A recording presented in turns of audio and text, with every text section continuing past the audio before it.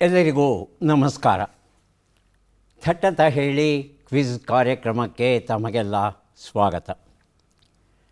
ನಮಗೆ ಸ್ವಾತಂತ್ರ್ಯವನ್ನು ತಂದುಕೊಟ್ಟ ಮಹಾನುಭಾವರಲ್ಲಿ ಗಾಂಧೀಜಿ ಹೇಗೆ ಮುಖ್ಯರೋ ಅಷ್ಟೇ ಮುಖ್ಯರಾದವರು ಚಕ್ರವರ್ತಿ ರಾಜಗೋಪಾಲಾಚಾರಿ ಅವರು. ರಾಜಾಜಿ ಅಂತ ಪ್ರಖ್ಯಾತರು. ರಾಜಾಜಿ ಮತ್ತು ಗಾಂಧೀಜಿ ಅವರ ನಡುವೆ ಬಹಳ ದೀರ್ಘಕಾಲದ ಸ್ನೇಹ ಇತ್ತು. ಒಬ್ಬರನ್ನು ಒಬ್ಬರು ಚೆನ್ನಾಗಿ ಅರ್ಥ ಮಾಡಿಕೊಂಡಿದ್ದರು. ಅವರ ನಡುವೆ ನಿರಂತರವಾಗಿ ಪತ್ರ ವ್ಯವಹಾರ ನಡೀತಾ ಇತ್ತು. ಒಂದು ಪತ್ರದಲ್ಲಿ ಗಾಂಧೀಜಿ ಬರೀತಾರೆ, ಅಯ್ಯ ರಾಜಾಜಿ, ಈಗ 3:30 ಆಗಿದೆ, ಬೆಳಗಿನ ಜಾವ. ನಿದ್ರೆ ಬರ್ತಾ ಇಲ್ಲಪ್ಪ ನನಗೆ. ಆಗ ನೀನು ಜ್ಞಾಪಕಕ್ಕೆ ಬಂದೆ ನನಗೆ. ಏನಂತ ಹೇಳ್ತಂದರೆ, ನಿನ್ನ ಮಗ ಇದ್ದಾನಲ್ಲ ರಾಮಸ್ವಾಮಿ, ಅವನನ್ನು ಇತ್ತೀಚೆಗೆ ಭೇಟಿಯಾಗಿದ್ದೆ. ಒಂದು ಪ್ರಶ್ನೆ ಕೇಳಿದೆ ಅವನನ್ನು, ನೀನು ನಿಮ್ಮಪ್ಪನಿಗೆ ಪತ್ರ ಬರೀದೀಯಾ ಆಗಾಗ್ಗೆ? ಹೌದು ಬರೀತೇನೆ ಅಂತ ಹೇಳ್ದ ನಿನ್ನ ಮಗ. ಪತ್ರವನ್ನು ಬರೀಬೇಕಾದ್ರೆ ಇಂಗ್ಲೀಷಲ್ಲಿ ಬರೀತೀಯೋ ತಮಿಳಲ್ಲಿ ಬರೀತೀಯೋ ಅಂತ ಕೇಳಿದೆ. ಇಂಗ್ಲೀಷಲ್ಲಿ ಅಂತ ಹೇಳ್ದ. ನನಗೆ ಬಹಳ ಬಹಳ ಬಹಳ ಬೇಸರವಾಯಿತು. ಯಾಕೆಂದರೆ ನಿಮ್ಮ ಮಾತೃಭಾಷೆ ತಮಿಳು, ನೀವು ಹುಟ್ಟಿ ಬೆಳೆದದ್ದು ಎಲ್ಲವೂ ತಮಿಳು ಪರಿಸರದಲ್ಲಿ. ಹಾಗಿರುವಾಗ ನಿಮ್ಮ ಮನಸ್ಸಿನ ಒಳಗೆ ಇರುವ ಭಾವನೆಗಳನ್ನು ಅಭಿವ್ಯಕ್ತಿಪಡಿಸೋದಕ್ಕೆ ತಮಿಳಿಗಿಂತ ಇಂಗ್ಲೀಷ್ ಸಮರ್ಥ ಭಾಷೆ ಅಂತ ಅನಿಸುತ್ತಾ ನಿಮಗೆ? ಮಾತೃಭಾಷೆಗಿಂತ ಮಿಗಿಲಾದದ್ದು ಮತ್ತೊಂದಿಲ್ಲ. ಹಾಗಿರುವಾಗ ನೀವು ತಮಿಳಲ್ಲಿ ಪತ್ರ ವ್ಯವಹಾರ ಮಾಡಿದ್ರೆ ನನಗೆ ಆಗುವ ಸಂತೋಷ ಇದೆಯಲ್ಲ, ಅದು ಅಸಲಸದಳ. ಇಂಗ್ಲೀಷಲ್ಲಿ ಮಾತಾಡ್ತೇನೆ ಅಂತ ಹೇಳ್ತಾ ಇದ್ದೀರಿ. ಆದ್ದರಿಂದ ಕೊನೆಯ ಪಕ್ಷ ನಿಮ್ಮ ನಡುವೆ ಮಾತುಕತೆ ನಡೀಬೇಕಾದ್ರೆ, ಪತ್ರ ವ್ಯವಹಾರ ನಡೀಬೇಕಾದ್ರೆ ದಯವಿಟ್ಟು ನಿಮ್ಮ ಮಾತೃಭಾಷೆಯಲ್ಲಿ ವ್ಯವಹರಿಸಿ ಅಂತ ಗಾಂಧೀಜಿ ರಾಜಾಜಿಯವರಿಗೆ ಪತ್ರ ಬರೀತಾರೆ. ಕನ್ನಡಿಗರಾದ ನಾವು ಒಂದು ಪಾಠವನ್ನು ಕಲಿಯಬಹುದು. ಹೊಸಲನ್ನು ದಾಟಿ ಮನೆಯ ಒಳಗೆ ಬಂದ ಮೇಲೆ ಕನ್ನಡವೇ ಸಾರ್ವಭೌಮ ಭಾಷೆ, ಕನ್ನಡವೇ ಹೃದಯ ಭಾಷೆ, ಭಾವಭಾಷೆ. ಸ್ಪರ್ಧಿಗಳ ಪರಿಚಯ. ಎಲ್ಲರಿಗೂ ನಮಸ್ಕಾರ. ನಾನು ಕೊಪ್ಪಳ ಜಿಲ್ಲೆಯಿಂದ ಬಂದಿದ್ದೀನಿ. ನಾನು ಶ್ರೀನಿವಾಸ ಚಿತ್ರಗಾರ ಅಂತೇಳಿ ದದೇಗಲ್ ಶಾಲೆಯಲ್ಲಿ ಮುಖ್ಯೋಪಾಧ್ಯಾಯನಾಗಿದ್ದೀನಿ. ಜೊತೆಗೆ ಸಾಹಿತ್ಯದ ಗುರುತಿಸಿಕೊಂಡಿದ್ದೀನಿ. ನಂತರ ಕಿನ್ನಾಳ ಕಲೆಯ ಕಲಾ ಪರಂಪರೆಯನ್ನು ಮನೆಯಲ್ಲೇ ಮುಂದುವರಿಸ್ತಾ ಇದ್ದೀನಿ. ಇಷ್ಟು ಸಂಕ್ಷಿಪ್ತ ಪರಿಚಯ. ಧನ್ಯವಾದಗಳು. ತುಂಬ ಸಂತೋಷ ಶ್ರೀನಿವಾಸ್ ಚಿತ್ರಗಾರ ಅವರೇ. ಕಿನ್ನಾಳ ಕಲೆಯನ್ನು ಮುಂದುವರಿಸ್ತಾ ಇದ್ದೇನೆ, ಅಧ್ಯಾಪಕನೂ ಆಗಿದ್ದೇನೆ ಅಂತ ಹೇಳಿದ್ರಿ. ಬಹಳ ಸಂತೋಷ. ಸ್ವಾಗತ ಕಾರ್ಯಕ್ರಮಕ್ಕೆ. ಮುಂದಿನ ಸ್ಪರ್ಧಿ. ಎಲ್ಲರಿಗೂ ನಮಸ್ಕಾರ. ನನ್ನ ಹೆಸರು ಬಸವರಾಜು ವೈಎಂ ಅಂತ. ನಾನು ರಿಟೈರ್ಡ್ ಸಬ್ ಇನ್ಸ್ಪೆಕ್ಟರು. ತುಮಕೂರು ಜಿಲ್ಲೆ ಶಿರಾ ತಾಲೂಕು ಎಲಿಯೂರು ಗ್ರಾಮದಿಂದ ಬಂದಿದ್ದೇನೆ. ನನ್ನ ಹವ್ಯಾಸಗಳು ದಿನನಿತ್ಯ ಪತ್ರಿಕೆಗಳನ್ನು ಓದೋದು, ಪತ್ರಿಕೆಯಲ್ಲಿ ಬರುವಂಥ ಸೊಡಕು ಮತ್ತು ಸುಡುಕು ಪದಬಂಧ ಹಾಗೂ ಸಂಖ್ಯಾಬಂಧಗಳನ್ನು ಬಿಡಿಸುವುದು. ಬಸವರಾಜ್ ಅವರಿಗೆ ಸ್ವಾಗತವನ್ನು ಕೋರ್ತಾ ಇದ್ದೇವೆ. ನಮ್ಮ ಮೂರನೆಯ ಸ್ಪರ್ಧಿ. ಎಲ್ಲರಿಗೂ ನಮಸ್ಕಾರ. ನನ್ನ ಹೆಸರು ಬಿ ನಿರ್ಮಲಾ. ನಾನು ಕೆಂಗೇರಿಯಿಂದ ಬಂದಿದ್ದೇನೆ. ಗೃಹಿಣಿ. ನನಗೆ ದಿನಪತ್ರಿಕೆ, ಕಾದಂಬರಿಗಳು ಮತ್ತು ಮಾಸಪತ್ರಿಕೆಗಳು ಸುಡೋಕು ಹಾಕುವುದು ನನ್ನ ಅಭ್ಯಾಸ. ನಿರ್ಮಲಾ ಅವರಿಗೆ ಸ್ವಾಗತವನ್ನು ಕೋರ್ತಾ ಇದ್ದೇವೆ. ನಮ್ಮ ನಾಲ್ಕನೆಯ ಸ್ಪರ್ಧಿ. ಎಲ್ಲರಿಗೂ ನಮಸ್ಕಾರ. ನನ್ನ ಹೆಸರು ನಾಗಮಣಿ. ನಾನು ಆನೇಕಲ್ ತಾಲೂಕು ಅತ್ತಿಬೆಲೆಯಿಂದ ಬಂದಿದ್ದೇನೆ. ನಾನು ದಿನಪತ್ರಿಕೆ ಓದೋದು, ಪದಬಂಧ ಬಿಡಿಸೋದು, ತಟ್ಟಂತೇಳಿ ಕಾರ್ಯಕ್ರಮ ತಪ್ಪದೇ ನೋಡೋದು ನನ್ನ ಹವ್ಯಾಸ. ತುಂಬ ಸಂತೋಷ. 4 ಜನ ಸಿದ್ಧವಾಗಿದ್ದರೆ ಸ್ಪರ್ಧೆ ಆರಂಭಿಸೋಣ. ಮೊದಲಿಗೆ ನಿಯಮಗಳನ್ನು ಒಮ್ಮೆ ನೋಡಿಬಿಡೋಣ. ಒಟ್ಟು 10 ಪ್ರಶ್ನೆಗಳು. ಮೊದಲು ಬಜರ್ ಒತ್ತಿದವರಿಗೆ ಉತ್ತರ ನೀಡುವ ಅವಕಾಶ. ಪ್ರತಿ ಸರಿ ಉತ್ತರಕ್ಕೆ ಒಂದು ಪುಸ್ತಕ ಬಹುಮಾನ. ಆಯ್ಕೆಗಳು ಬರುವ ಮೊದಲೇ ಬಜರ್ ಒತ್ತಿ ಸರಿ ಉತ್ತರ ನೀಡಿದರೆ 2 ಪುಸ್ತಕ ಬಹುಮಾನ. 100 ಅಂಕ ಗಳಿಸಿದವರಿಗೆ ಒಂದು ಪುಸ್ತಕ ವಿಶೇಷ ಬಹುಮಾನ. ನಕಾರಾತ್ಮಕ ತಂತ್ರಗಳಿಗೆ ಅವಕಾಶವಿಲ್ಲ. ಇಂದಿನ ಕಾರ್ಯಕ್ರಮದಲ್ಲಿ ನಾವು ಕೊಡುವ ಎಲ್ಲ ಪುಸ್ತಕಗಳನ್ನು ನಮಗೆ ಕೊಟ್ಟವರು ಅಮೆರಿಕದ ನ್ಯೂಜೆರ್ಸಿಯಲ್ಲಿ ವಾಸವಾಗಿರ್ತಕ್ಕಂಥ ಶ್ರೀಮತಿ ಲತಾ ಸ್ವಾಮಿನಾಥನ್ ಅವರು, ಅವರ ಸೋದರಿ ದಿವಂಗತ ಶ್ರೀಮತಿ ಸಾವಿತ್ರಿ ಸುಬ್ಬರಾವ್ ಅವರ ನೆನಪಿನಲ್ಲಿ ಅವರಿಗೆ ಕೃತಜ್ಞತೆಗಳನ್ನು ಸಲ್ಲಿಸುತ್ತಾ ಕಾರ್ಯಕ್ರಮದ ಮೊದಲ 2 ಪುಸ್ತಕ ಹಾರಿದಷ್ಟೋ ಆಕಾಶ ನಾಟಕ ತಾಶ್ರೀ ಗುರುರಾಜ್ ಬರೆದದ್ದು, ಪ್ರೀತಿಯ ಚಿಟ್ಟೆಯ ಬೆನ್ನೇರಿ ಮಂಗಳಾ ಎಂ ನಾಡಿಗ್ ಅವರ ಕವನ ಸಂಕಲನ. ನಮ್ಮ ಪ್ರಶ್ನೆ: ಡಿಜಿಟಲ್ ಡಿಟಾಕ್ಸ್ ಎಂದರೆ ಏನು? ಆಯ್ಕೆಗಳನ್ನು ನೋಡೋಣ. ಹೊಸ ಮೊಬೈಲ್ ಖರೀದಿಸುವುದು, ಜಾಲದಿಂದ ಪ್ರಜ್ಞಾಪೂರ್ವಕ ವಿರಾಮ, ವೈಫೈ ವೇಗವನ್ನು ಹೆಚ್ಚಿಸುವುದು, ಉಗ್ರ ಸ್ವರೂಪದ ಮೊಬೈಲ್ ಚಟ. ಮೊದಲಿಗೆ ಬಜರ್ ಒತ್ತಿದ್ದಾರೆ ಬಸವರಾಜ್ ಅವರು, ಆನಂತರ ಶ್ರೀನಿವಾಸ್. 3ನೇ ಕ್ವಶನ್, ವೈಫೈ ವೇಗವನ್ನು ಹೆಚ್ಚಿಸುವುದು. ಹೇಳಿ ಬಸವರಾಜ್. ಸರ್ ಆಯ್ಕೆ 2 ಸರ್, ಜಾಲದಿಂದ ಪ್ರಜ್ಞಾಪೂರ್ವಕ ವಿರಾಮ. ಉತ್ತರವನ್ನು ನೋಡೋಣ. ಜಾಲದಿಂದ ಪ್ರಜ್ಞಾಪೂರ್ವಕ ವಿರಾಮ ಅನ್ನೋದು ಸರಿಯಾದ ಉತ್ತರ. ಪ್ರೀತಿಯ ಚಿಟ್ಟೆಯ ಬೆನ್ನೇರಿ ಎನ್ನುವ ಪುಸ್ತಕವನ್ನು ತಮಗೆ ಕೊಡ್ತಾ ಇದ್ದೇನೆ. ಡಿಜಿಟಲ್ ಡಿಟಾಕ್ಸ್, ಡಿಟಾಕ್ಸಿಫಿಕೇಷನ್ ಅನ್ನೋದು ಪೂರ್ಣ ರೂಪದ ಶಬ್ದ. ಟಾಕ್ಸಿನ್ ಅಂದರೆ ವಿಷ, ಡಿಟಾಕ್ಸಿನ್ ಡಿಟಾಕ್ಸಿಫಿಕೇಷನ್ ಅಂದರೆ ವಿಷಹರಣ ಅಂತ. ಡಿಜಿಟಲ್ ಡಿಟಾಕ್ಸಿಫಿಕೇಷನ್ ಅಂದರೆ ಎಲ್ಲ ರೀತಿಯ ವಿದ್ಯುನ್ಮಾನ ಮಾಧ್ಯಮಗಳ ಅವುಗಳಿಂದ ಬಹಳ ದೂರ ಇರೋದು. ಅಂದರೆ ವಾರದಲ್ಲಿ ಕನಿಷ್ಠ 1 ದಿನದ ಮಟ್ಟಿಗಾದರೂ ನಾನು ಅಂತರ್ಜಾಲವನ್ನು ಮುಟ್ಟಲ್ಲ, ಮೊಬೈಲ್ ಮುಟ್ಟಲ್ಲ, ಲ್ಯಾಪ್ಟಾಪ್ ನೋಡೋದಿಲ್ಲ. ಹೀಗೆ ತಮಗೆ ತಾವೇ ಒಂದು ನಿಯಮವನ್ನು ವಿಧಿಸಿಕೊಂಡು ಅದನ್ನು ಪರಿಪಾಲಿಸೋದು ಡಿಜಿಟಲ್ ಡಿಟಾಕ್ಸ್. ಇದು ಮನಸ್ಸು ಮತ್ತು ದೇಹದ ಆರೋಗ್ಯ ಎರಡೂ ದೃಷ್ಟಿಯಿಂದ ತುಂಬ ಮುಖ್ಯವಾದದ್ದು. ಈ ಡಿಜಿಟಲ್ ಡಿಟಾಕ್ಸಿಫಿಕೇಷನ್ನ ಯಾರು ಗಂಭೀರವಾಗಿ ತಮ್ಮ ಬದುಕಲ್ಲಿ ಅಳವಡಿಸ್ಕೋತಾರೋ ಅವರಿಗೆ ಒಳ್ಳೆಯ ಮನಃಶಾಂತಿ ದೊರೆಯುತ್ತೆ, ಒಳ್ಳೆಯ ನಿದ್ರೆ ಬರುತ್ತೆ, ಏಕಾಗ್ರತೆ ಹೆಚ್ಚುತ್ತೆ. ಈಗಿನ ಜೆನ್ಜಿ ಹುಡುಗರಿದ್ದಾರಲ್ಲ, ಸ್ವಲ್ಪ ಬುದ್ಧಿವಂತರು, ಅವರು ಅರ್ಥ ಮಾಡ್ಕೊಂಡ್ಬಿಟ್ಟಿದ್ದಾರೆ. ಹಾಗಾಗಿ ಅವರು ಈ ಅಂತರ್ಜಾಲದ ಮೂಲಕ ಕೊಡುಕೊಳ್ಳುವಿಕೆ ಮಾತುಕತೆ ಹರಟೆಗಿಂತ ನೇರವಾಗಿ ಮುಖತಃ ಭೇಟಿಯಾಗಿ, ಯಾಕೆ ಮಾತುಕತೆ ನಡೆಸಬಾರ್ದು, ಬಾ ಭೇಟಿಯಾಗೋಣ ಅಂತ ಎಲ್ಲೋ ಒಂದು ಕಡೆಗೆ ಭೇಟಿಯಾಗಿ ನೇರವಾಗಿ ಮಾತುಕತೆ ಆಡ್ತಾ ಇದ್ದಾರೆ. ಇದು ಬಹಳ ಒಳ್ಳೆಯ ಬೆಳವಣಿಗೆ. ಡಿಜಿಟಲ್ ಡಿಟಾಕ್ಸಿಫಿಕೇಷನ್ ನಾವೆಲ್ಲರೂ ನಮ್ಮ ಬದುಕಲ್ಲಿ ಅಳವಡಿಸ್ಕೋಬೇಕು. ಮುಂದಿನ 2 ಪುಸ್ತಕ ಕುರುಡು ಕಂದೀಲು ಗಜಲ್ ಸಂಕಲನ, ನರುಷಿ ಕಡೂರು ಹಾಗೂ ಶ್ರೀ ಶಂಕರ ಮೊಕಾಶಿ ಪುಣೇಕರ್ ಅವರ ಜೀವನ ದರ್ಶನ, ಶ್ರೀನಿವಾಸ್ ಕೃ ದೇಸಾಯಿ ಬರೆದಿರುವಂಥದ್ದು. ಪ್ರಶ್ನೆ: ಪ್ರತಿ ಕುಟುಂಬದಲ್ಲಿ ತುರ್ತು ನಿಧಿ ಎಮರ್ಜೆನ್ಸಿ ಫಂಡ್ ಎಷ್ಟು ತಿಂಗಳಿಗೆ ಸಾಕಾಗುವಷ್ಟು ಇದ್ದರೆ ಒಳ್ಳೆಯದು ಅಂತ ತಿಳ್ಕೋಬೇಕು. ಆಯ್ಕೆಗಳನ್ನು ನೋಡೋಣ. 1 ರಿಂದ 2 ತಿಂಗಳ ಖರ್ಚು ನಿಭಾಯಿಸುವಷ್ಟು ಹಣ ಇರಬೇಕು. ಆಯ್ಕೆ 2. 8 ರಿಂದ 10 ತಿಂಗಳು. ಆಯ್ಕೆ 3. 2 ರಿಂದ 4 ತಿಂಗಳು. ಆಯ್ಕೆ 4. 3 ರಿಂದ 6 ತಿಂಗಳ ಖರ್ಚು. ಮೊದಲು ಬಜರ್ ಒತ್ತಿದ್ದು ಶ್ರೀನಿವಾಸ್ ಅವರು, 2ನೇದಾಗಿ ನಾಗಮಣಿ ಅವರು ಬಜರ್ ಒತ್ತಿದ್ದಾರೆ. ಶ್ರೀನಿವಾಸ್. ಆಯ್ಕೆ 4 ಸರ್, 3 ರಿಂದ 6 ತಿಂಗಳು. ನಾಗಮಣಿ. ಆಯ್ಕೆ 3 ಸರ್. 2 ರಿಂದ 4 ತಿಂಗಳು. ಉತ್ತರವನ್ನು ನೋಡೋಣ. 3 ರಿಂದ 6 ತಿಂಗಳು ಅನ್ನೋದು ಸರಿಯಾದ ಉತ್ತರ. ಶ್ರೀ ಶಂಕರ ಮೊಕಾಶಿ ಪುಣೇಕರ್ ಅವರ ಜೀವನ ದರ್ಶನದ ಕೃತಿಯನ್ನು ಶ್ರೀನಿವಾಸ್ ಅವರಿಗೆ ಕೊಟ್ಟಿದ್ದೇನೆ. ಪ್ರತಿ ತಿಂಗಳ ಸಂಬಳದಲ್ಲಿ ನಾವು ಆ ತಿಂಗಳ ಖರ್ಚಿಗೆ ಎಷ್ಟು ಬೇಕೋ ಅಷ್ಟು ಖರ್ಚನ್ನು ಮಾಡೋದ್ರ ಜೊತೆಗೆ ಭವಿಷ್ಯಕ್ಕೆ ಅಂತ ಹೇಳಿ 10% ರಿಂದ 50ರಷ್ಟು ಹಣವನ್ನು ಎತ್ತಿ ಇಡೋದ್ರ ಜೊತೆಗೆ ಈ ತುರ್ತು ಪರಿಸ್ಥಿತಿಯನ್ನು ನಿಭಾಯಿಸೋದಕ್ಕೆ ಒಂದಷ್ಟು ಹಣ ಇಡಬೇಕು.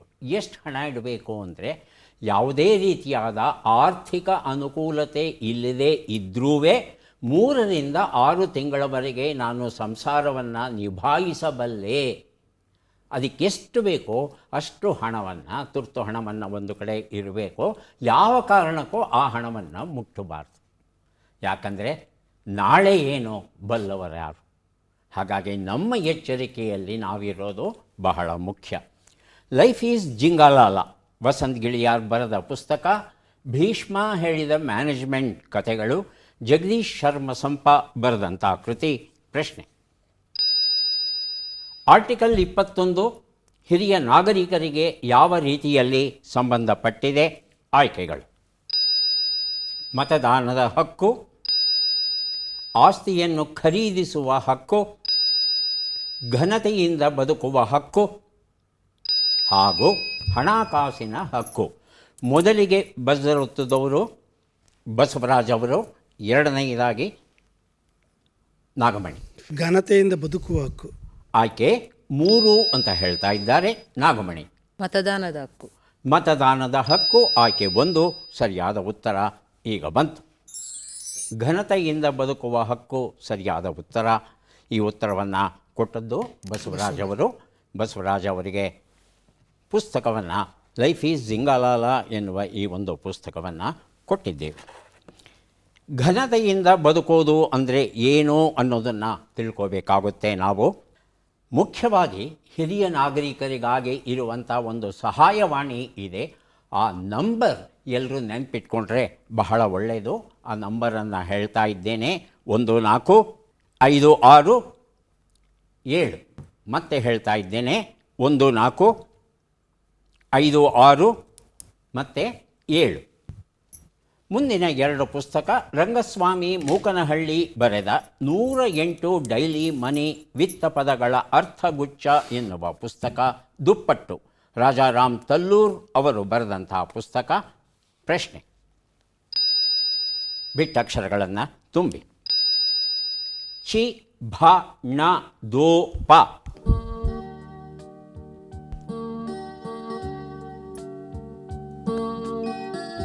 ಬಜರ್ ಮೊದಲಿಗೆ ಒತ್ತಿದ್ದು ಶ್ರೀನಿವಾಸ್ ಅವರು, ಆನಂತರ ನಾಗಮಣಿ. ಶ್ರೀನಿವಾಸ್. ಚಿನ್ನಾಭರಣ ದೋಷ ಇನ್ನು 3 ಅಕ್ಷರ ಬೇಕು. ಎಸ್ ಸರ್, ಒಂದು ನಿಮಿಷ ಸರ್. ಚಿನ್ನಾಭರಣ ದೋಷ ಅಷ್ಟು ಗೊತ್ತಾಯಿತು ನನಗೆ. ಪತನ. ಪತನ. ಪತನ ಪಟ್ಟಣ. ನಾಗಮಣಿಯವರು. ಚಿನ್ನಾಭರಣ ದೋಚಿ ಪರಾರಿ. ಚಿನ್ನಾಭರಣ ದೋಚಿ ಪರಾರಿ ಅಂತ ಹೇಳ್ತಾ ಇದ್ದಾರೆ. ಹೌದಾ? ನೋಡೋಣ. ಬರೋಬ್ಬರಿ.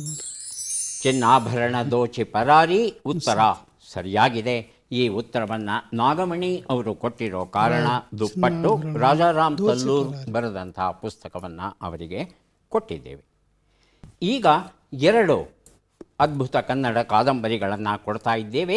ಉಷಾ ನವರತ್ನರಾಮ್ ಅವರು ಬರೆದ ಬೆಳ್ಳಿತೆರೆ, ತ್ರಿವೇಣಿ ಅವರು ಬರೆದ ಬೆಕ್ಕಿನ ಕಣ್ಣು. 2 ಪುಸ್ತಕವನ್ನು ಕೊಡ್ತಾ ಇದ್ದೇವೆ. ಪ್ರಶ್ನೆ ಈಗ ಬಂತು. 4 ಲೆಕ್ಕಗಳನ್ನು ಮಾಡಿ ಉತ್ತರಗಳನ್ನೆಲ್ಲ ಕೂಡಿ ಅಂತಿಮ ಉತ್ತರವನ್ನು ನೀಡಿ. ಲೆಕ್ಕಗಳು ಈಗ ಬಂತು. 69 ಕೂಡು 51, 69 ಕಳೆ 35, 12 ಗುಣಿಸು 13, 152 ಭಾಗಿಸು 8.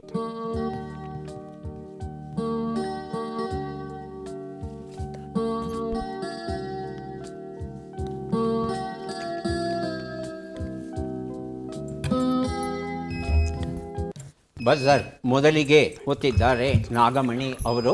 ನಾಗಮಣಿ ಆದ ಮೇಲೆ ಬಜರ್ ಒತ್ತದವರು ಬಸವರಾಜ್, ನಿರ್ಮಲಾ ಅವರು. 329. 329 ಅಂತ ನಿರ್ಮಲಾ ಹೇಳ್ತಾ ಇದ್ದಾರೆ. ಎರಡನೇದಾಗಿ ಬಜರ್ ಒತ್ತದವರು ಬಸವರಾಜ್ ಅವರು 329. ಸರಿ, ಅದೇ ಉತ್ತರವಾ? ಅದೇ ಉತ್ತರ ಅಂತ ಹೇಳ್ತಾ ಇದ್ದಾರೆ. ಉತ್ತರವನ್ನು ನೋಡ್ತಾ ಹೋಗೋಣ. ಒಂದು ಉತ್ತರ 120, 34, 156, 19, ಎಲ್ಲವನ್ನು ಕೂಡಿದರೆ 329 ಬಂದಿದೆ. ಈ ಉತ್ತರವನ್ನು ಮೊದಲು ಕೊಟ್ಟವರು ನಾಗಮಣಿ ಅವರು. ಬೆಕ್ಕಿನ ಕಣ್ಣು ತ್ರಿವೇಣಿ ಬರೆದ ಕಾದಂಬರಿ ಅವರಿಗೆ ಕೊಟ್ಟಿದ್ದೇನೆ. ಬೆಳ್ಳಿತೆರೆ ಉಷಾ ನವರತ್ನರಾಮ್ ಬರೆದ ಕಾದಂಬರಿಯನ್ನು ಸರ್ ನನ್ನ ಹೆಸರು ನಿರ್ಮಲಾ. ನಿರ್ಮಲಾ ಅವರಿಗೆ ಕೊಟ್ಟಿದ್ದೇನೆ. ಗೊಂದಲ ಆಗ್ತಾ ಇದೆ, ಕ್ಷಮಿಸಿ. ಬೆಳ್ಳಿತೆರೆ ಇದನ್ನು ಬಸವರಾಜ್ ಅವರಿಗೆ ಕೊಡ್ತಾ ಇದ್ದೇನೆ. ಮುಂದೆ ನಾವು ಕೊಡಬೇಕಾದ 2 ಪುಸ್ತಕ. ಪದಚಿಹ್ನ ಬರೆದ ನಾವು ಏಕೆ ಬದುಕಬೇಕು ಎನ್ನುವ ಮೂಲಭೂತ ಪ್ರಶ್ನೆಯ ಕೃತಿ. ಮಕ್ಕಳ ಹತ್ರ ಮಾತಾಡಿ ಪ್ಲೀಸ್ ಅಂತ ಹೇಳ್ತಾರೆ ಡಾಕ್ಟರ್ ವಿರೂಪಾಕ್ಷ ದೇವರಮನೆ ಅವರು. ನಮ್ಮ ಪ್ರಶ್ನೆ, ಈ ಅಕ್ಷರಗಳನ್ನು ಸರಿಯಾಗಿ ಜೋಡಿಸಿ. ಅಕ್ಷರಗಳು ರೇ, ನ, ದಿ, ವ, ಯ, ಕ, ಹ, ಬ.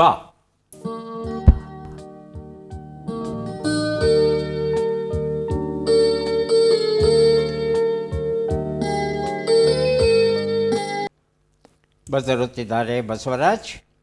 ಅದಿ ಹರೆಯದ ಹದಿ ಹರೆಯದ.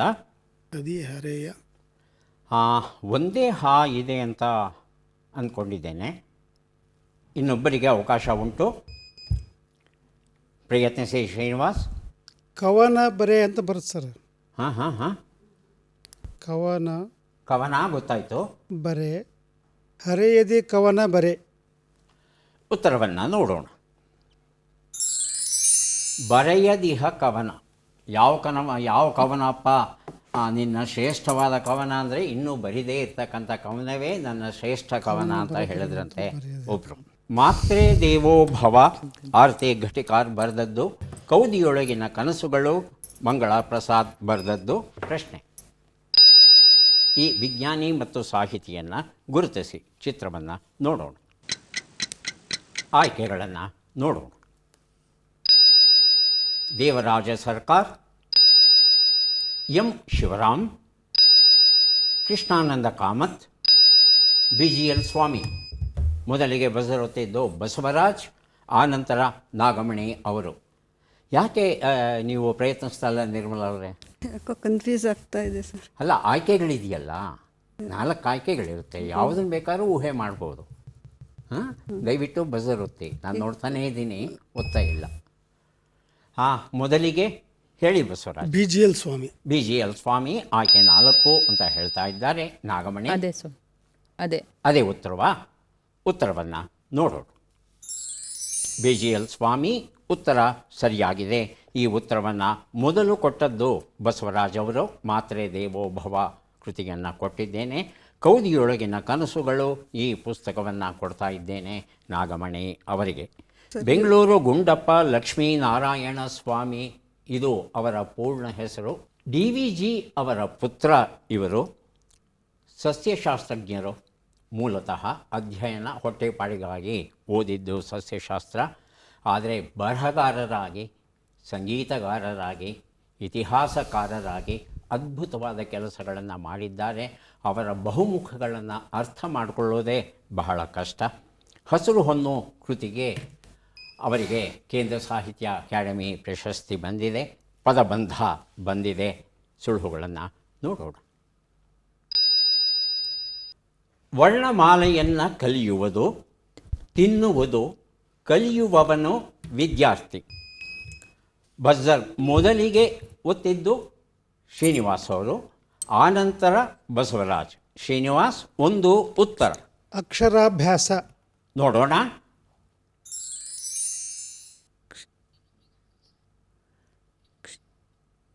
ಶ್ರೀನಿವಾಸ್ ಅವರೇ ಸರಿ ಸರ್. ಅದೇ ಉತ್ತರವಾ? ಅಲ್ಲ, ಇವ್ರದ್ದು ಅದೇ ಉತ್ತರ. ಈಗ ಎರಡನೇದಕ್ಕೆ ಉತ್ತರವನ್ನು ಕೊಡೋಕ್ಕೆ ಪ್ರಯತ್ನ ಪಡಿ ಶ್ರೀನಿವಾಸ್. ಭಕ್ಷಣೆ. ತಮ್ಮ ಉತ್ತರ ಭಕ್ಷಿಸು. ಭಕ್ಷಿಸು. ಕ್ಷಿ ಇದೆಯಾ, ಕ್ಷ ಇದೆಯಾ? ಭಕ್ಷಣೆ. ಅದನ್ನು ಆಗಾಗಲೇ ಕೊಟ್ಬಿಟ್ಟಿದ್ದಾರೆ ಅವರು. ಮೂರನೇ ಶಬ್ದ ಶ್ರೀನಿವಾಸ್. ಅಭ್ಯಾಸಿ. ಅಭ್ಯಾಸಿ. ಬಸವರಾಜವ್ರ ಉತ್ತರ ಅದೇ ಉತ್ತರ.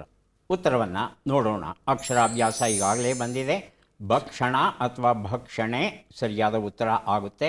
ಹಾಗೆಯೇ ಮೂರನೇ ಶಬ್ದ ಅಭ್ಯಾಸಿ ಅಂತ ಹೇಳಿದ್ರು, ಅದು ಸರಿಯಾಗಿದೆ ಉತ್ತರ. 2 ಪುಸ್ತಕವನ್ನು ಮಾತ್ರ ಬಸವರಾಜ್ ಅವರಿಗೆ ಕೊಡ್ತಾ ಇದ್ದೇನೆ, ಯಾಕಂದರೆ ಮೊದಲನೇ ಶಬ್ದ ಆಗಲೇ ಬಂದುಬಿಟ್ಟಿತ್ತು.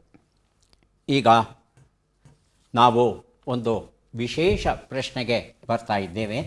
4 ಪುಸ್ತಕಗಳನ್ನು ಬಹುಮಾನವಾಗಿ ಕೊಡೋದು ಉಂಟು. ತರಾಸು ಅವರು ಬರೆದ ಯಕ್ಷ ಪ್ರಶ್ನೆ ಎನ್ನುವ ಕಾದಂಬರಿ, ನಿತ್ಯ ವಿಜ್ಞಾನದ ಪ್ರಶ್ನೋತ್ತರಗಳು, ಅವರಿಲ್ಲದೆ ಬದುಕಿನಲ್ಲಿ ಗೆಲ್ಲಬಲ್ಲಿರಾ ಎನ್ನುವ ಪುಸ್ತಕ, ನುಡಿಯ ಸೊಗಡು ಎನ್ನುವ ಪುಸ್ತಕ. 12 ಅಕ್ಷರಗಳನ್ನು ಕೊಡ್ತೇವೆ. 4 ಜನಕ್ಕೆ ಸೇರಿ 12 ಅಕ್ಷರ ಕೊಡ್ತೇವೆ. 1 ನಿಮಿಷದ ಕಾಲಾವಕಾಶ. 3 ಅಕ್ಷರಗಳ ಕನಿಷ್ಠ 3 ಶಬ್ದಗಳ ಜೊತೆ ಹೆಚ್ಚುವರಿ ಶಬ್ದಗಳನ್ನು ಯಾರು ಕೊಡ್ತಾರೋ ಅವರಿಗೆ ಬಹುಮಾನ. ಈಗ ಬಂತು 12 ಅಕ್ಷರಗಳು. ಹ ಸ ಗ ಮು ಮ ಯ ಡು ದು ರೇ ಕು ಹು ಕ.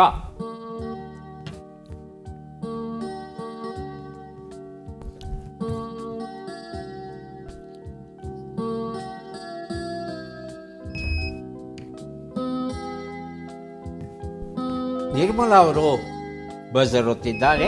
3 ಪದಗಳನ್ನು ಕೊಡಿಮ್ಮ. ಕುದುರೆ, ಕುದುರೆ, ಕುಹಕ, ಕುಹಕ, ಸಮೂ ಆಮೇಲೆ ಕುಹಕ ಅಂತ ಶಬ್ದ ಇದೆಯಾ? ಇದೆ. ಕುಹಕವಾಡಿದನು. ಕುಹಕನ ಕು ಕುಹುಕನ? ಕು ಕುಹಕ, ಕುಹಕ, ಕುಹುಕ. ಕುಹಕ, ಕುಹುಕ ಇಲ್ಲ. ಹಾ ಇದೆ, ಹೂನು ಇದೆ ನಮ್ಮಲ್ಲಿ. ಆಯಿತು, ಕುದುರೆ ಆಯಿತು, ಕುಹುಕ ಆಯಿತು. ಆಯ್ತು. ಆಮೇಲೆ ಆದರೆ ಕುದುರೆ ಮತ್ತು ಕುಹುಕ ಮಾಡೋದು ಸಮಯ. ಕೂ ಇರೋದು ಒಂದೇ. ಸಮಯ, ಸಮಯ, ಹಾಗಾಗಿ ಯಾವುದಾದ್ರು ಒಂದು ಕೊಡಿ ನನಗೆ, ಕುದುರೆ ಅಥವಾ ಕುಹುಕ, ಯಾವ್ದು ಕೊಡ್ತೀರಾ? ಕುದುರೆ, ಸಮಯ. ಸಮಯ ಅಂತ ಕೊಟ್ಟಿದ್ದೀರಾ. ಮುಂದಿನ ಪದ ಮುದುಡು. ಮುದುಡು. ಹ್ಞೂ 4 ಶಬ್ದ ಕೊಟ್ಟಿದ್ದೀರಿ. 2ನೇ ಅವಕಾಶ ಬರ್ತಾ ಇದೆ ಕುದುರೆ, ಬಸವರಾಜ್ ಅವರಿಗೆ. ಕುದುರೆ, ಹ? ಕುದುರೆ, ಕುದುರೆ, ಕುಹಕ, ಕುಹಕ, ಸಮಯ, ಸಮಯ. ಅವ್ರು ಮುಸುರೆ. ಕೊಟ್ಟದ್ದನ್ನೇ ಕೊಟ್ಟಿದ್ದೀರಾ. ಮುಸುರೆ, ಹಾಂ, ಮುಸುರೆ, ಮುಸುರೆ, ಎಂಥದ್ದು? ಮುಸುರೆ. ಮುಸುರೆ. ಅಡಿಗೆ ಸೂ ಮಾಡಿ ಎಲ್ಲಿದೆ? ಅಡಿಗೆ ಸೂ ಎಲ್ಲಿದೆ? ಮುಸುರೆ. ಸಾ ಇದೆ. ಸರಿ ಸರ್. ಮುದುಡು. ಮುದುಡು ಈಗಾಗಲೇ ಕೊಟ್ಟಿದ್ದಾರೆ ಅವರು. ಅದೇ 4 ಅಕ್ಷರ, 4 ಆಯ್ತಲ್ಲ ಸರ್? 4 ಆಯಿತು. ಹಾಂ ಸರ್. 3ನೇದಾಗಿ ಬಜರ್ ಒತ್ತಿದ್ದಾರೆ ಶ್ರೀನಿವಾಸ್ ಅವರು. ಮುಸುಕು, ಇದನ್ನು ಬಿಟ್ಟು ಹೇಳಿ. ದುಡುಕು, ಹರೆಯ, ಮುದುಕ. ದುಡುಕು ಆಗುತ್ತೆ, ಹ್ಞೂ ರೀ, ಹರೆಯ ಆಗುತ್ತೆ, ಹ್ಞೂ ರೀ. ಕುದುರೆ, ಕುದುರೆ, ಹ್ಞೂ ರೀ. ಮುದು, ಮುಸುಕು, ಮುಸ್ಕು ಆಯಿತು. ದುಡುಕು, ಸೂ ಇಲ್ಲ. ಇವ್ರಿಗೂ ಅದೇ ಮಾತೇ ಹೇಳಿದೆ ಬಸವರಾಜ್ ಅವ್ರಿಗೂ. ಸೂ ಎಲ್ಲಿದೆ? ಹುಡುಕು. ಹಾಂ, ತಾವು ಹೇಳಿಮ್ಮ ನಾಗಮಣಿ. ಅರೆಯ, ಹರೆಯ, ಕುದುರೆ, ಕುದುರೆ, ದುಗಡ, ದುಗುಡ. ಮುದುಕ, ಮುದುಕ. ದುಗುಡ ಇದೆಯಾ? ಡಾ ಇದೆಯಾ? ಆಯ್ತು ಸರ್. ಗು ಎಲ್ಲಿದೆಯಮ್ಮ? ದುಗುಡು. ಗು ಎಲ್ಲಿದೆ? ಗಾ ಇದೆ. ದುಗಡ ಅಂತ ಶಬ್ದ ಇಲ್ಲ, ದುಗುಡ ಇದೆ. ಇನ್ನೊಂದು ಹೇಳ ಸರ್. ದುಗಡ, ಸರ್ ಇನ್ನೊಂದು. ಮುದುಕ, ಅರೆಯ. ಮುಗಿತು ಅವಕಾಶ. ಹುಡುಗ ಅಂತ ಬರುತ್ತೆ. ಹಾಂ, ಅತ್ಯಂತ ಹೆಚ್ಚಿನ ಪದ ಕೊಟ್ಟವ್ರು ಯಾರು? 4. ನಿರ್ಮಲಾ ಅವರು ಅತ್ಯಂತ ಹೆಚ್ಚಿನ ಪದಗಳನ್ನು ಕೊಟ್ಟಿದ್ದಾರೆ. ಅವರಿಗೆ ಯಕ್ಷ ಪ್ರಶ್ನೆ ಎನ್ನುವ ತರಾಸು ಅವರ ಈ ಒಂದು ಕಾದಂಬರಿಯನ್ನು ಕೊಟ್ಟಿದ್ದೇವೆ. ಮುದುಕ, ಹುಡುಗ, ಮುದುಕ, ಹುಡುಗ, ಹರೆಯ, ಕುದುರೆ, ಹುಡುಕು, ಸಮಯ, ಕುಹಕ ಇಷ್ಟು ಶಬ್ದಗಳನ್ನು ಮಾಡಲಿಕ್ಕೆ ಸಾಧ್ಯವಿತ್ತು. ಇದರಲ್ಲಿ 4 ಶಬ್ದಗಳನ್ನು ತಾವು ಕೊಟ್ಟಿದ್ದೀರಿ. ಈಗ ಕಾರ್ಯಕ್ರಮದ ಕೊನೆಯ ಘಟ್ಟಕ್ಕೆ ಬಂದಿದ್ದೇವೆ. ಚಟ್ಪಟ್ ಚಿನ್ಕುರಳಿ, ಬಜರ್ ಒತ್ತಬೇಕು, ಉತ್ತರ ಕೊಡಬೇಕು. ಒಬ್ಬರಿಗೆ ಅವಕಾಶ. ಸರಿ ಉತ್ತರ ಕೊಟ್ಟರೆ ಪುಸ್ತಕ ಬರುತ್ತೆ. 10 ಪ್ರಶ್ನೆಗಳಿವೆ. ಮೊದಲ ಪ್ರಶ್ನೆ: ಅಶೋಕನ ಶಾಸನಗಳನ್ನು ಮೊದಲ ಬಾರಿಗೆ ಯಶಸ್ವಿಯಾಗಿ ಓದಿದವರು ಯಾರು? James Prinsep, William Jones. ಮೊದಲಿಗೆ ಬಜರ್ ಒತ್ತಿದ್ದಾರೆ ಬಸವರಾಜ್. William Jones. ಜೋನ್ಸ್ ಅಂತ ಹೇಳ್ತಾ ಇದ್ದಾರೆ. ಉತ್ತರವನ್ನು ನೋಡೋಣ. ಜೇಮ್ಸ್ ಪ್ರಿನ್ಸೆಪ್ ಸರಿಯಾದ ಉತ್ತರ ಆಗಿತ್ತು. ಮುಂದಿನ ಪ್ರಶ್ನೆ. 1930ರ ಪ್ರಸಿದ್ಧ ಉಪ್ಪಿನ ಸತ್ಯಾಗ್ರಹಕ್ಕೆ ಕರ್ನಾಟಕದಲ್ಲಿ ಮುಖ್ಯ ಕೇಂದ್ರ ಯಾವುದಾಗಿತ್ತು? ಅಂಕೋಲಾ, ಮಂಗಳೂರು. ಮೊದಲಿಗೆ ಬಜರ್ ಒತ್ತಿದ್ದು ನಾಗಮಣಿ. ಅಂಕೋಲಾ ಉತ್ತರವನ್ನು ನೋಡೋಣ. ಅಂಕೋಲಾ ಉತ್ತರ ಸರಿಯಾಗಿದೆ. ಚಾಪೇಕರ್ ಈ ಪುಸ್ತಕ ಕೊಟ್ಟಿದ್ದೇನೆ. ಮುಂದಿನ ಪ್ರಶ್ನೆ. ಭೂಮಿಯ ವಾತಾವರಣದಲ್ಲಿ ಅತ್ಯಂತ ಹೆಚ್ಚಾಗಿರುವ ಅನಿಲ ಯಾವುದು? Oxygen, nitrogen. ಮೊದಲು ಬಜರ್ ಒತ್ತಿದ್ದು ಮತ್ತೆ ನಾಗಮಣಿ ಅವರು ನೈಟ್ರೋಜಿನ್ ಅಂತ ಹೇಳ್ತಾ ಇದ್ದಾರೆ. ಉತ್ತರವನ್ನು ನೋಡೋಣ. ನೈಟ್ರೋಜಿನ್ ಉತ್ತರ ಸರಿಯಾಗಿದೆ. ಚಂದ್ರಶೇಖರ್ ಆಜಾದ್ ಈ ಪುಸ್ತಕ ಕೊಟ್ಟಿದ್ದೇನೆ. ಮುಂದಿನ ಪ್ರಶ್ನೆ. ಫಾದರ್ ಆಫ್ ಮಾಡರ್ನ್ ಎಕನಾಮಿಕ್ಸ್ ಎಂದು ಯಾರನ್ನು ಕರೆಯುತ್ತಾರೆ? Adam Smith, John Maynard Keynes. ಮೊದಲಿಗೆ ಬಜರ್ ಒತ್ತಿದ್ದಾರೆ ನಿರ್ಮಲಾ. Adam Smith. ಉತ್ತರವನ್ನು ನೋಡೋಣ. ಆಡಮ್ ಸ್ಮಿತ್ ಉತ್ತರ ಸರಿಯಾಗಿದೆ. ಹೋಮಿ ಬಾಬಾ ಎನ್ನುವ ಪುಸ್ತಕವನ್ನು ಕೊಟ್ಟಿದ್ದೇನೆ. ಮುಂದಿನ ಪ್ರಶ್ನೆ. ಬೆಳಕಿನ ವೇಗವು ಸೆಕೆಂಡಿಗೆ ಸರಿಸುಮಾರು ಎಷ್ಟು ಕಿಲೋಮೀಟರ್ ದೂರದಲ್ಲಿ ಹೋಗುತ್ತೆ? 3 lakh kilometre, 1.5 lakh kilometre. Buzzer ಒತ್ತಿದ್ದಾರೆ ಶ್ರೀನಿವಾಸ್. 3 ಲಕ್ಷ ಕಿಲೋಮೀಟರ್. ಉತ್ತರವನ್ನು ನೋಡೋಣ. 3 ಲಕ್ಷ ಕಿಲೋಮೀಟರ್ ಉತ್ತರ ಸರಿಯಾಗಿದೆ. ಓಬವ್ವ ಈ ಪುಸ್ತಕ ಕೊಟ್ಟಿದ್ದೇನೆ. ಮುಂದಿನ ಪ್ರಶ್ನೆ. ಮೆಷಿನ್ ಲರ್ನಿಂಗ್ನಲ್ಲಿ ಸೂಪರ್ವೈಸ್ ಲರ್ನಿಂಗ್ ಎಂದರೆ ಏನು? ಯಾವುದೇ ಡೇಟಾ ಇಲ್ಲದೆ ಸ್ವತಂತ್ರವಾಗಿ ಕಲಿಯುವುದು. ಲೇಬಲ್ ಮಾಡಿದ ಡೇಟಾವನ್ನು ಬಳಸಿ ತರಬೇತಿ ನೀಡುವುದು. ಮೊದಲಿಗೆ ಬಜರ್ ಒತ್ತಿದ್ದಾರೆ ಬಸವರಾಜ್. ಯಾವುದೇ ಡೇಟಾ ಇಲ್ಲದೆ ಸ್ವತಂತ್ರವಾಗಿ ಕಲಿಯುವುದು. ಉತ್ತರವನ್ನು ನೋಡೋಣ. ಲೇಬಲ್ ಮಾಡಿದ ಡೇಟಾವನ್ನು ಬಳಸಿ ತರಬೇತಿ ನೀಡುವುದು ಸರಿಯಾದ ಉತ್ತರ. ಮುಂದಿನ ಪ್ರಶ್ನೆ. ಸಾಗರದಲ್ಲಿ ಸೂರ್ಯನ ಬೆಳಕು ತಲುಪಬಹುದಾದ ಗರಿಷ್ಠ ಮೇಲ್ಪದರಕ್ಕೆ ಏನೆನ್ನುತ್ತಾರೆ? ದ್ಯುತಿವಲಯ, ನಿರ್ದ್ಯುತಿವಲಯ. ಮೊದಲಿಗೆ ಬಜರ್ ಒತ್ತಿದ್ದಾರೆ ನಾಗಮಣಿ. ದ್ಯುತಿವಲಯ ಉತ್ತರವನ್ನು ನೋಡೋಣ. ದ್ಯುತಿವಲಯ ಉತ್ತರ ಸರಿಯಾಗಿದೆ. ತ್ಯಾಗರಾಜ ಈ ಪುಸ್ತಕ ಕೊಟ್ಟಿದ್ದೇನೆ. ಮುಂದಿನ ಪ್ರಶ್ನೆ. ಎಲೆಗಳು ಹಸಿರು ಬಣ್ಣದಲ್ಲಿರಲು ಕಾರಣವಾದ ವರ್ಣಕ ಪಿಗ್ಮೆಂಟ್ ಯಾವುದು? ಪತ್ರಹರಿತು, ಕೆರಟಿನಾಯ್ಡ್. ಮೊದಲಿಗೆ ಬಜರ್ ಒತ್ತಿದ್ದಾರೆ ಬಸವರಾಜ. ಪತ್ರಹರಿತು ಉತ್ತರವನ್ನು ನೋಡೋಣ. ಪತ್ರಹರಿತು ಕ್ಲೋರೋಫಿಲ್ ಸರಿಯಾಗಿದೆ. ಶಿವಾಜಿ ಈ ಪುಸ್ತಕ ಕೊಟ್ಟಿದ್ದೇನೆ. ಮುಂದಿನ ಪ್ರಶ್ನೆ. ಭಾರತದ ಅತ್ಯುನ್ನತ ಕ್ರೀಡಾ ಪ್ರಶಸ್ತಿಯಾದ ಖೇಲ್ ರತ್ನ ಪ್ರಶಸ್ತಿಯನ್ನು ಮೊಟ್ಟಮೊದಲ ಬಾರಿಗೆ ಪಡೆದವರು ಯಾರು? ಸಚಿನ್ ತೆಂಡೂಲ್ಕರ್, ವಿಶ್ವನಾಥನ್ ಆನಂದ್. ನಾಗಮಣಿ. ಉತ್ತರವನ್ನು ನೋಡೋಣ. ವಿಶ್ವನಾಥನ್ ಆನಂದ್ ಉತ್ತರ ಸರಿಯಾಗಿದೆ. ಸುರೇಂದ್ರನಾಥ ಬ್ಯಾನರ್ಜಿ ಪುಸ್ತಕ ಕೊಟ್ಟಿದ್ದೇನೆ. ಮುಂದಿನ ಪ್ರಶ್ನೆ. ಭಾರತೀಯ ಮಹಿಳೆಯರಲ್ಲಿ ರಕ್ತಹೀನತೆಗೆ ಪ್ರಮುಖ ಕಾರಣವಾಗುವ ಪೋಷಕಾಂಶದ ಕೊರತೆ ಯಾವುದು? ಕಬ್ಬಿಣಾಂಶದ ಕೊರತೆ, ಕ್ಯಾಲ್ಸಿಯಂ ಕೊರತೆ. ಮೊದಲಿಗೆ ಬಜರ್ ಒತ್ತಿದ್ದಾರೆ ಬಸವರಾಜ್. ಕಬ್ಬಿಣಾಂಶದ ಕೊರತೆ ಅಂತ ಹೇಳ್ತಾ ಇದ್ದಾರೆ. ಉತ್ತರವನ್ನು ನೋಡೋಣ. ಉತ್ತರ ಸರಿಯಾಗಿದೆ.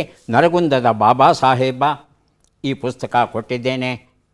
ಇಲ್ಲಿಗೆ 10 ಪ್ರಶ್ನೆಗಳು ಮುಕ್ತಾಯ ಆಗಿದೆ. ಯಾರಿಗೆ ಎಷ್ಟು ಪುಸ್ತಕಗಳು ಬಂದಿವೆ ಅದನ್ನು ನೋಡುವ ಕ್ಷಣ ಈಗ ಬಂತು. ಯಾರಿಗೆ ಎಷ್ಟು ಪುಸ್ತಕಗಳು ಬಂದಿವೆ ಅದನ್ನು ನೋಡುವ ಕ್ಷಣ ಈಗ ಬಂತು. ಮೊದಲಿಗೆ ಶ್ರೀನಿವಾಸ್ ಚಿತ್ರಗಾರ ಅವರಿಗೆ 6 ಪುಸ್ತಕಗಳನ್ನು ಕೊಡ್ತಿದ್ದೇವೆ. ದಯವಿಟ್ಟು ಸ್ವೀಕರಿಸಿ. ಅಭಿನಂದನೆಗಳು ತಮಗೆ. ಬಸವರಾಜ್ ಅವರಿಗೆ 7 ಪುಸ್ತಕಗಳನ್ನು ಕೊಡ್ತಾ ಇದ್ದೇವೆ. ದಯವಿಟ್ಟು ಸ್ವೀಕರಿಸಿ. ಅಭಿನಂದನೆಗಳು. ನಿರ್ಮಲಾ ಅವರಿಗೆ ನಾವು ಕೊಡ್ತಾ ಇದ್ದೇವೆ 3 ಪುಸ್ತಕಗಳನ್ನು ನಾಗಮಣಿ 6 ಪುಸ್ತಕಗಳನ್ನು ಕೊಡ್ತಾ ಇದ್ದೇವೆ. ದಯವಿಟ್ಟು ಸ್ವೀಕರಿಸಿ. ಅಭಿನಂದನೆಗಳು. ಸೊಪ್ಪು ಮತ್ತು ತರಕಾರಿಗಳನ್ನು ಪೂರ್ಣ ಪ್ರಮಾಣದಲ್ಲಿ ಬೇಯಿಸಿದರೆ ಅದರಲ್ಲಿರ್ತಕ್ಕಂಥ ವಿಟಮಿನ್ ಸಿ ಮತ್ತು ಬಿ ನಾಶವಾಗುತ್ತೆ. ಪೂರ್ಣ ಪ್ರಮಾಣದಲ್ಲಿ ಬೇಯಿಸೋದಕ್ಕಿಂತ ಸ್ವಲ್ಪ ಕಡಿಮೆ ಬೇಯಿಸಿದರೆ ಬಹಳ ಒಳ್ಳೆಯದು. ಮತ್ತೆ ಭೇಟಿಯಾಗೋಣ. ನಮಸ್ಕಾರ.